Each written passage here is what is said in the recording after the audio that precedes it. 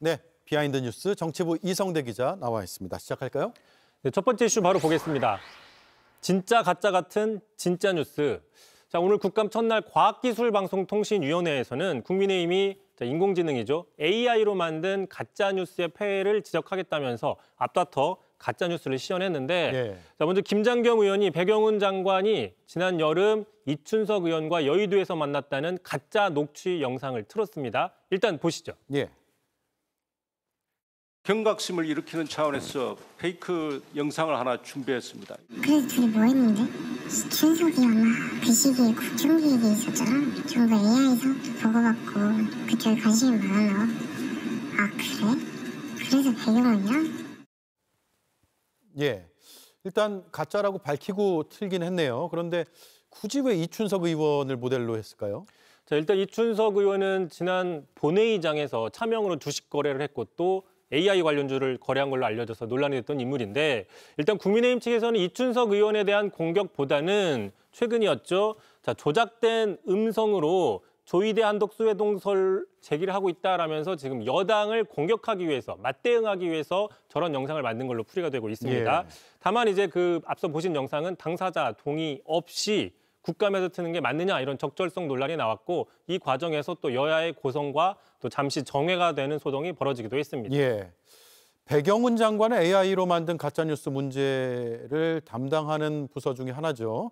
그 부서의 장관인데 갑자기 가짜 영상에 등장해서 놀랐을 것 같아요. 자, 그렇습니다. 실제 그러자 이제 배 장관도 뭐 취지는 충분히 이해하지만 그 영상이 딥페이크라는 표시가 없어서 마치 자신이 이춘석 의원을 만난 것처럼 오해할 수 있어서 유감이다. 이렇게 유감을 표시했습니다. 예. 자, 또 국감 대상은 아니지만 오늘 이 자리에서 박장범 KBS 사장도 가짜뉴스의 주인공으로 등장을 했는데 그래요? 어떤 이유인지 직접 보시죠. 예. 왜 박장범 사장을 선택했냐? 특별한 이유가 없습니다. 표준말을 너무 잘 쓰기 때문에 사투리는 이게 잘 안 되더라고요. 가짜 뉴스라는 점도 다시 한번 말씀을 좀 드리겠습니다. 경영이 안 된다면 KBS를 팔아먹어서라도 해결해야 하지 않겠습니까? 돈이 없으면 KBS가 존재하기 힘듭니다. 예, 이 영상 상당히 진짜 같은데 그것도 가짜라는 거죠. 예, 퀄리티가 있는 가짜 뉴스인데 예. 자, 그러자 이제 민주당에서도 자, 박 사장을 영상으로 맞공격을 했습니다. 다시 한번 보시죠. 예. 국민들에게 어떤 대통령으로 기억되길 바라세요? 글쎄요, 어떤 그 인상으로 기억하실지는 모르겠는데 과학기술 발전을 통해서 그 미래를 준비한 대통령 뭐 이런. 지금 보신 영상은 페이크가 아닙니다. 진짜야 할 정도로 놀라운 발언을 하고 있지만 진본입니다.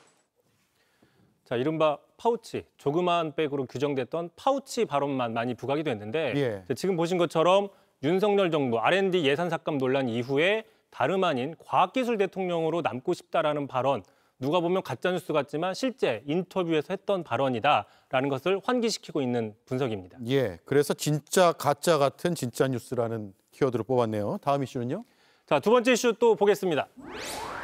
당 충성도 몇 대 몇.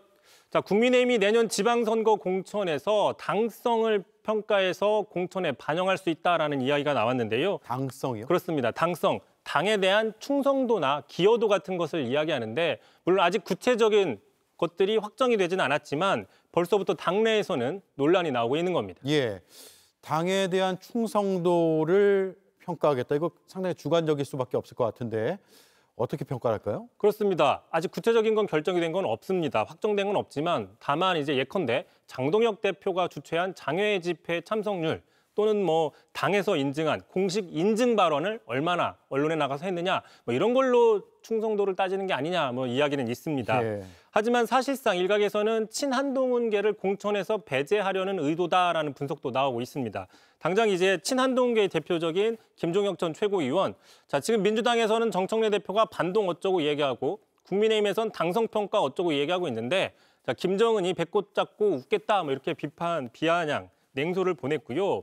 자 반대로 한동훈 전 대표 측이 걱정할 게 없다. 이런 전망도 나오고 있습니다. 아, 그래요? 그렇습니다. 보수 원로 언론인으로 알려진 조갑재 씨 분석인데 직접 들어보시죠. 국민의힘 당 강령에 불법계엄 부정선거 음모론을 지지하라는 그 내용이 있습니까? 당 강령 아닙니까? 강령은 자유민주주의 아닙니까? 자유민주주의를 지키기 위해서 행동한 사람은 한동훈 세력이잖아요. 그대로 하면은 아마 한동훈 세력 공천 많이 해야 될 것 같은데. 자, 일단 당사자인 한동훈 전 대표는 이런 논란 관련해서 좋은 정치는 당성보다는 민심이다라고 비판을 하긴 했습니다. 예, 잘 들었습니다. 여기까지 하죠. 이성대 기자였습니다. JTBC 뉴스를 시청해 주셔서 고맙습니다. 저희는 저녁 6시 30분 뉴스룸에서 뵙겠습니다.